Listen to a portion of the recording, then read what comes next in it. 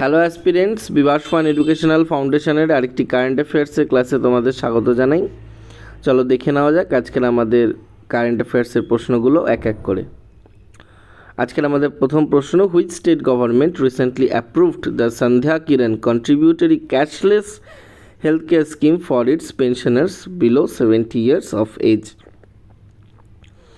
সম্প্রতি কোন রাজ্য সরকার তার 70 বছরে কম বয়সী পেনশনভোগীদের জন্য সন্ধ্যা কিরণ কন্ট্রিবিউটরি ক্যাশলেস স্বাস্থ্য প্রকল্প অনুমোদন করেছে? তামিলনাড়ু, কেরালা, কর্ণাটকা নাকি তেলেঙ্গানা? কারেক্ট অ্যান্সার হচ্ছে অপশন সি, তেলেঙ্গানা। 70 বছরের কম বয়সী পেনশনভোগীদের জন্য পরিবার প্রতি বছরে সর্বোচ্চ 5 লক্ষ টাকা ক্যাশলেস কভারেজ প্রদান করা হবে কর্ণাটকার এই সন্ধ্যা কিরণ মেডিক্লেম পলিসিটির মাধ্যমে। ঠিক আছে, এটা সরকারি প্রকল্প একটি। এটি আয়ুষ্মান ভারত আরোগ্য কর্ণাটক কাঠামোর অধীনে পরিচালিত, বাস্তবায়ন করে সুবর্ণ আরোগ্য সুরক্ষা ট্রাস্ট। ঠিক আছে, সুবর্ণ আরোগ্য সুরক্ষা ট্রাস্ট এটার বাস্তবায়ন করবে। এটা একটা আয়ুষ্মান ভারত এবং আরোগ্য কর্ণাটক কাঠামোর অধীনে পরিচালিত হচ্ছে। পরের প্রশ্ন, which union ministry is primarily associated with foreign contribution regulation amendment bill 2026? বৈদেশিক অনুদান নিয়ন্ত্রণ সংশোধনী বিল 2026 প্রধানত কোন কেন্দ্রীয় মন্ত্রণালয় যুক্ত করেছে? Ministry of finance, ministry of home affairs, ministry of corporate affairs, ministry of external affairs. Correct answer হয়ে যাবে ministry of home affairs. Ministry of home affairs লোকসভায় ইন্ট্রোডিউস করেছে 25 মার্চ 2026 তারিখে FCRA 2010, এটার সংশোধন হবে। FCRA 2010 সংশোধন হবে। ঠিক আছে, নেক্সট প্রশ্ন, 8th meeting of BRICS working group on ocean and polar science and technology began in which Indian state in August 2026? 2026 সালের অগস্টে BRICS ocean and polar science and technology working গ্রুপের 8ম বৈঠক ভারতের কোন রাজ্যে শুরু হয়েছিল?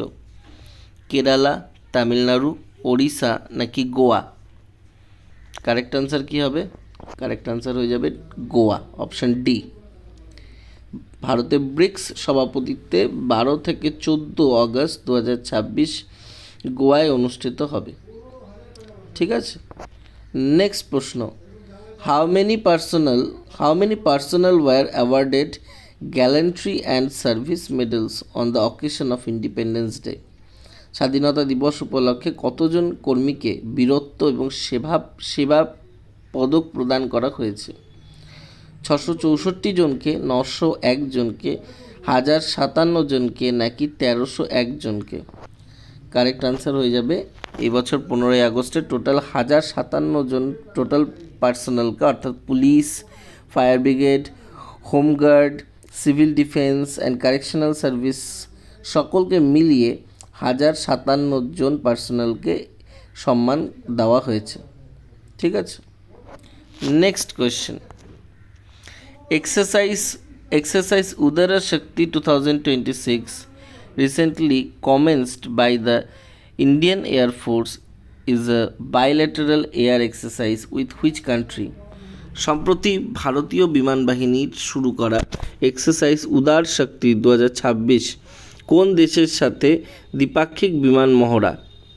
মালয়েশিয়া, ইন্দোনেশিয়া, সিঙ্গাপুর নাকি থাইল্যান্ড? কারেক্ট আনসার হবে হচ্ছে option A, Malaysia. bilateral air exercise between AIF and Royal Malaysian Air Force 10 থেকে 14 আগস্ট 2026 অনুষ্ঠিত হয়েছে। এটা একটা বাইলেটারাল বিমান মহড়া। ঠিক আছে, ভারতীয় বিমান বাহিনী আর মালয়েশিয়ান রয়্যাল বিমান বাহিনীর মধ্যে এটা হয়েছে।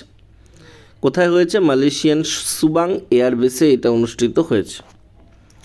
Next question 6 number, with reference to the Saptadhara development strategy announced by PM Narendra Modi on Independence Day 2026, the concept was presented by drawing an analogy with which ancient Indian concept?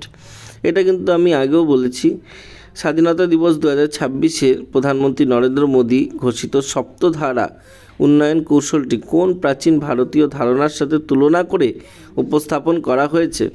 Saptasindhu, সপ্তলোক, সপ্তঋষি, Saptapuri.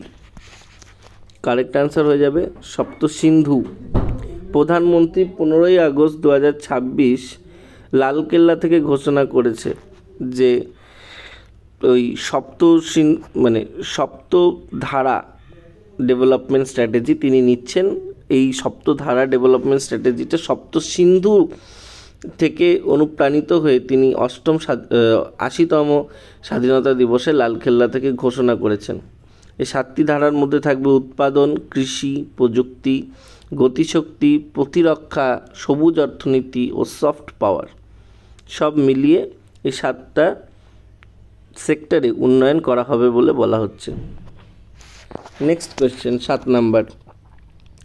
On the occasion of national library day 2026, which state launched the গ্রামীণ জ্ঞান সেতু mobile application? জাতীয় গ্রন্থাগার দিবস 2026 উপলক্ষে কোন রাজ্য গ্রামীণ জ্ঞান সেতু মোবাইল অ্যাপ চালু করেছে? রাজস্থান, গুজরাট, মহারাষ্ট্র নাকি হরিয়ানা? গ্রামীণ জ্ঞান সেতু মোবাইল অ্যাপ চালু হয়েছে গুজরাটে। 12ই আগস্ট 2026 থেকে গ্রামীণ গ্রন্থাগারগুলিকে ডিজিটালভাবে সংযুক্ত করতে এটি চালু করা হয়েছে। এটা প্রাথমিকভাবে চালু করা হয়েছে গান্ধীনগর লোকসভায়। অমিত শাহের যে লোকসভা কেন্দ্র সেখানেই চালু করা হয়েছে, গান্ধীনগর, গুজরাটের। পরের প্রশ্ন, which country has announced its first lunar rover named জিন্না-1? কোন দেশ তার প্রথম চন্দ্র রোভার জিন্না-1 ঘোষণা করেছে? বাংলাদেশ, ইন্দোনেশিয়া, মালয়েশিয়া নাকি পাকিস্তান? অবশ্যই জিন্না, যেহেতু বলা হয়েছে পাকিস্তানই হবে। পাকিস্তান প্রথম তার লুনার রোভার চালু করতে চলেছে এবং নাম দিয়েছে জিন্না-1। ঠিক আছে।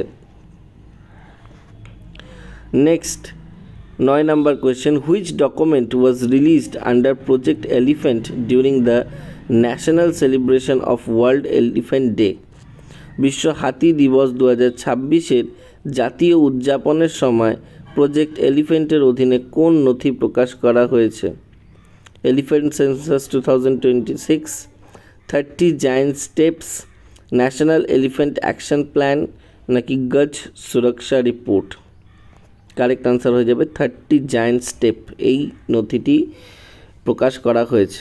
ঠিক আছে। 13ই আগস্ট 2026-এ বিশাখাপট্টনমে গজ গৌরব পুরস্কার 2026 প্রদান করা হয়েছে এবং সেখানেই 30 জায়ান্ট স্টেপ প্রকাশ করা হয়েছে প্রজেক্ট এলিফ্যান্টের অধীনে। ঠিক আছে।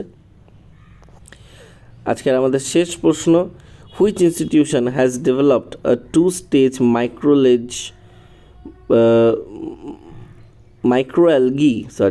Which institution has developed a 2-stage microalgae cultivation process for carbon dioxide capture, biomass production and bioenergy generation?